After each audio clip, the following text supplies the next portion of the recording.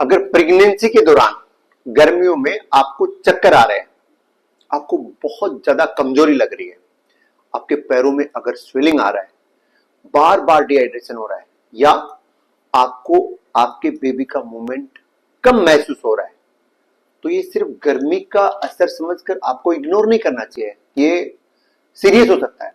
क्यों?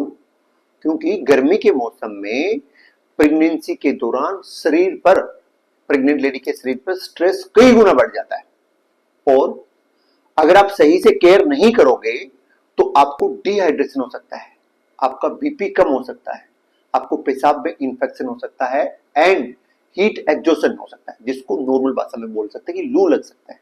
और कुछ मामलों में ऐसा भी हमने देखा है कि टाइम से पहले ही लेबर पेन स्टार्ट हो जाता है, जिसको अपन प्रीटर्म लेबर बोलते हैं। एंड सबसे बड़ी गलती आपको पता है क्या होती है? कि प्रेग्नेंट लेडी सोचती है कि अगर गर्मी है तो बस पानी ज्यादा पीना है, यही काम करना है, और यही सबसे बड़ी गलती होती है। इग्नोरेंस सिर्फ इसी लेवल पे होता है। लेकिन प्रेगनेंसी में सिर्फ पानी पीना ही काफी नहीं है, पूरी बॉडी केयर स्ट्रेटजी चाहिए। पूरा कैसे मैनेज करना है, पूरा स्ट्रेटजी आपके पास होना चाहिए। तो नमस्कार, मैं हूं डॉक्टर सुनील चौधरी, गायनेकोलॉजिस्ट, और पिछले 13 ईयर से मैं इसी फील्ड में काम कर रहा हूं। तो आज मैं आपको डिटेल से समझाता हूं कि प्रेगनेंसी में गर्मियों के दौरान कौन कौन सी प्रॉब्लम्स कॉमन होती है, किस सिम्टम को कभी भी इग्नोर नहीं करना चाहिए, आपको क्या खाना चाहिए, आपको कितना पानी पीना चाहिए, और कौन सी गलती आपके लिए डेंजरस हो सकती है, आपके लिए भी और आपके बच्चे के लिए भी डेंजरस हो सकती है, और गर्मियों में आप कैसे सेफली मैनेज कर सकते हो अपने आप को और बच्चे को।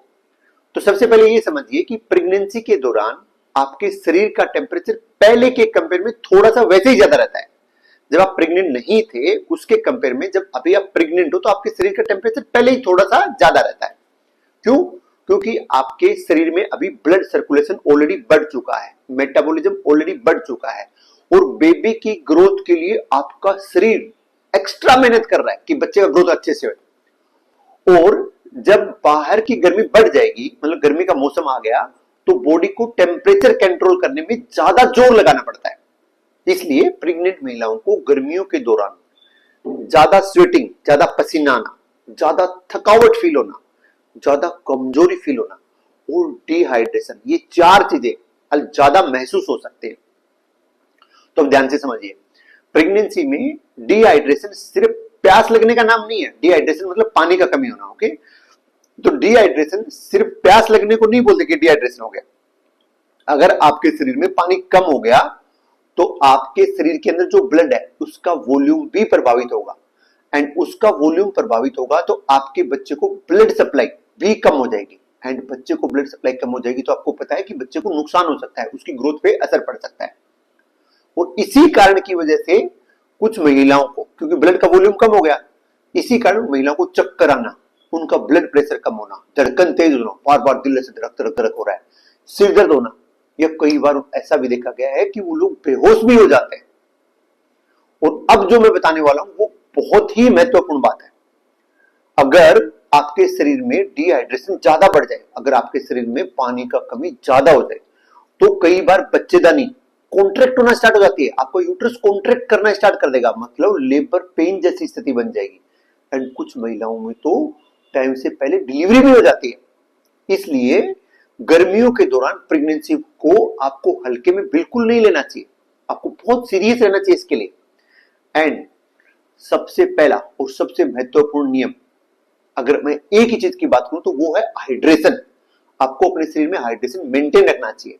लेकिन हाइड्रेशन का मतलब क्या है कि सारे दिन बस पानी पी लिया, 3 लीटर पानी पी लिया, हाइड्रेशन खत्म हो गया? ऐसे नहीं होता। प्रेगनेंसी में नॉर्मली लगभग हम ये एडवाइस करते हैं कि 3 से 3.5 लीटर तक पानी रोजाना पीना चाहिए। पूरे दिन में एटलीस्ट 3 लीटर से 3.5 लीटर तक पानी पीना चाहिए।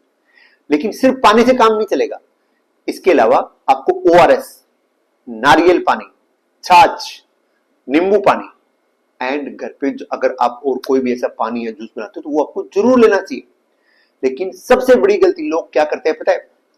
कोल्ड ड्रिंक और पैकेज वाले जो शुगर के जूस होते हैं वो पीना स्टार्ट कर देंगे। तो कोल्ड ड्रिंक और ये पैकेज शुगर ड्रिंक होती है, ये ठंडी होती है, तो आपको एक बार ठंडक देंगे, लेकिन इस कोल्ड ड्रिंक और जो पैकेज ड्रिंक है इसकी वजह से आपका डिहाइड्रेशन और एसिडिटी दोनों बढ़ जाएंगे, तो आपको समस्या और बढ़ जाएगी। एंड कोल्ड ड्रिंक पे बहुत ज्यादा शुगर होता है, इसकी वजह से आपके शरीर के अंदर शुगर ज्यादा बढ़ेगा, तो आपको जीडीएम का प्रॉब्लम हो सकता है एंड आपका वेट गेन ज्यादा हो सकता है। इसलिए कोल्ड ड्रिंक और पैकेज शुगर फूड की बजाय आपको नेचुरल फ्लूइड पे आपको ज्यादा ध्यान देना चाहिए। अभी ध्यान से समझिए, अगर यूरिन आपका बहुत डार्क येलो कलर का हो गया है, आपका मुंह सूखा सूखा रहता है, आपको बहुत ज्यादा कमजोरी फील हो रही है, या आपको चक्कर चक्कर से आ रहे हैं, तो ये सारे साइन इस चीज के हैं कि आपके शरीर में पानी कम हो रहा है, डिहाइड्रेशन हो रहा है। ठीक है, अभी मैं दूसरा महत्वपूर्ण हिस्सा आपको बताता हूं, वो है खाना पीना, आपका डाइट। तो गर्मियों में बहुत सारी प्रेग्नेंट लेडी खाना खाना कम कर देती है। ऐसा क्यों कर देती है? क्योंकि उनको गर्मियों में भूख कम लगता है, उनका जानबूझ के नहीं करती, उनको ऑलरेडी भूख लगना कम स्टार्ट हो जाता है गर्मियों में। लेकिन आपको पता है अगर आप खाना कम खाओगे तो आपके बेबी का न्यूट्रिशनल रिक्वायरमेंट पूरा ही नहीं होगा, उसको जितने न्यूट्रिशन चाहिए वो आपके शरीर से मिलेंगे नहीं। इसलिए आपको थोड़े थोड़े टाइम के बाद थोड़ा थोड़ा खाना खाते रहना बहुत ज्यादा जरूरी है। अभी आपके दिमाग में आ रहा होगा सर क्या खाना चाहिए खाने में, तो ऐसे खाने जिनके अंदर पानी ज्यादा हो, जैसे अगर फ्रूट्स की बात करें तो बहुत सारे फ्रूट्स ऐसे होते हैं जिनके अंदर पानी ज्यादा होता है, जैसे तरबूज, खरबूजा, खीरा, नारियल पानी, मौसमी एंड संतरा, इन चीजों के अंदर पानी बहुत ज्यादा होता है। तो ऐसे फ्रूट आपको डाइट के अंदर जरूर शामिल कर लेना चाहिए। लेकिन जब भी आप ऐसे फ्रूट अपनी डाइट में शामिल करोगे तो ये हमेशा फ्रेश होने चाहिए। ऐसा नहीं कि पुराना ले लिया, सड़ा हुआ ले लिया, खराब जगह से खरीद लिया, तो फिर आपको इन्फेक्शन का रिस्क बढ़ जाएगा। तो जो हम अच्छे के लिए कर रहे हैं वो चीज बुरे के लिए हो जाएंगी, तो ऐसा कभी भी ना करें। एंड अगला इंपॉर्टेंट बात, जो आप खाना खाने में खा रहे हो उसमें अच्छे से प्रोटीन होना चाहिए। प्रोटीन बहुत इंपॉर्टेंट है।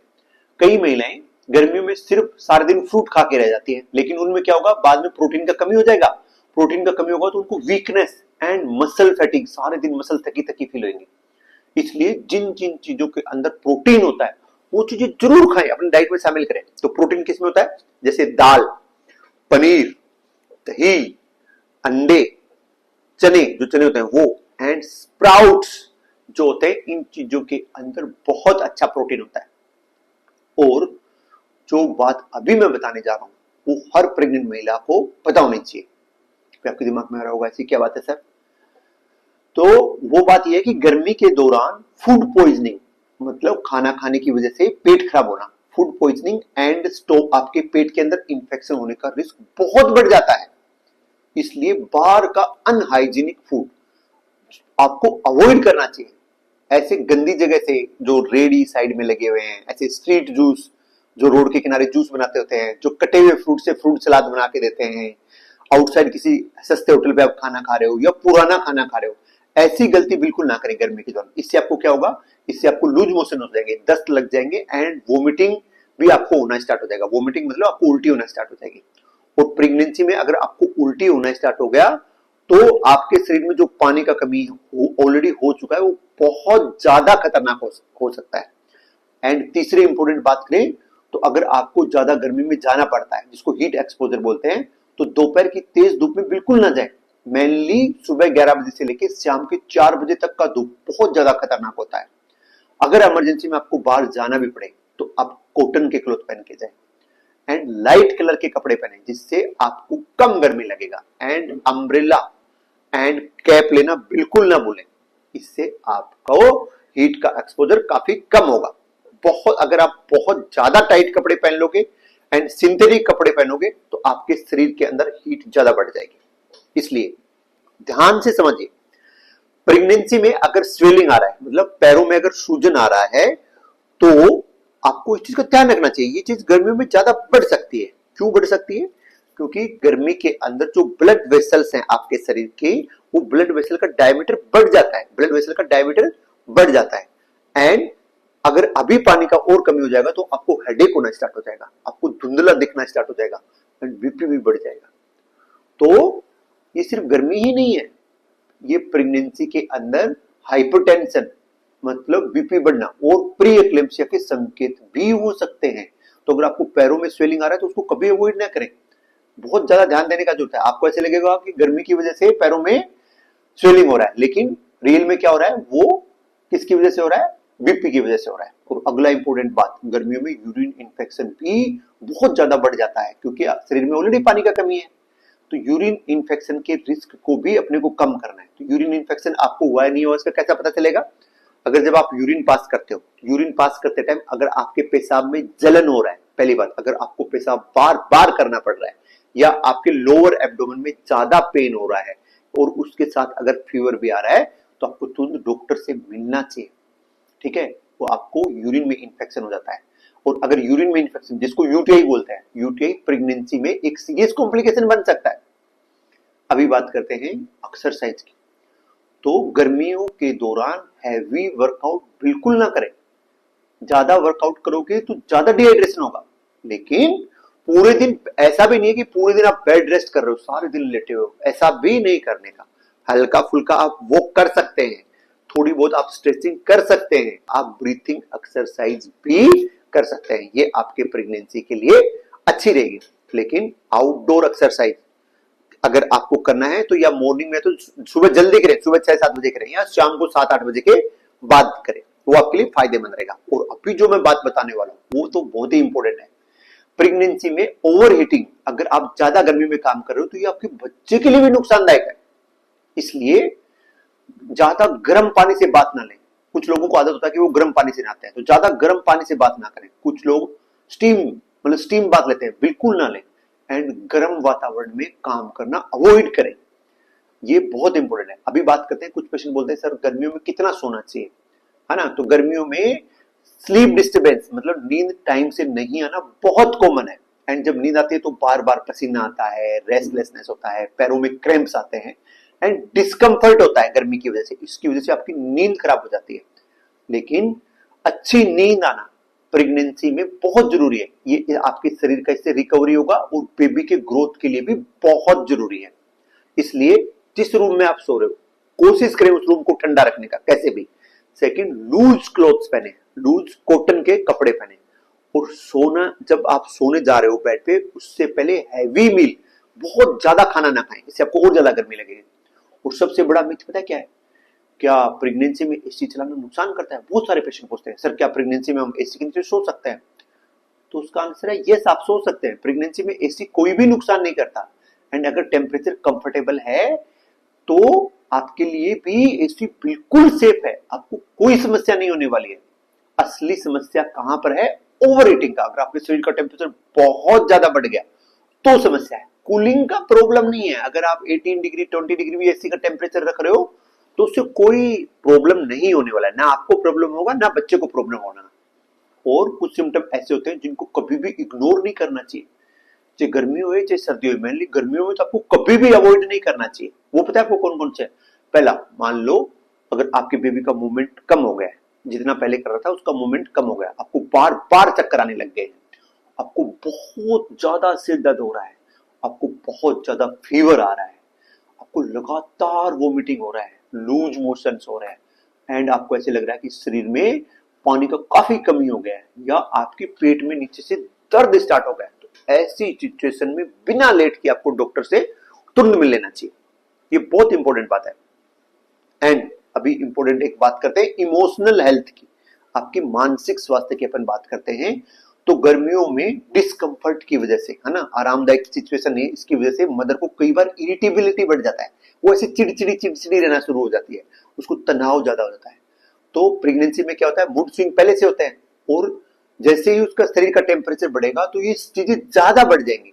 इसलिए खुद पे अननेसेसरी प्रेशर ना डालें, ज्यादा टेंशन लेने का नहीं है। आप पूरा प्रॉपर रेस्ट लें, फैमिली का सपोर्ट लें और अपने शरीर के अंदर अगर कोई भी सिग्नल आ रहा है तो उस सिग्नल को समझो कि ऐसा क्यों हो रहा है ना, मुंह ड्राई हो रहा है तो क्यों हो रहा है, हेडेक हो रहा है तो क्यों हो रहा है, पैरों में क्रैम्प आ रही है तो क्यों हो रहा है, ये चीज समझने का जरूरत है। एंड सबसे महत्वपूर्ण बात, अगर गर्मी है तो ऐसा कोई मेडिसिन नहीं बना जिससे उससे राहत मिल जाए, लेकिन उसका रियल में मेडिसिन क्या है आपको पता है?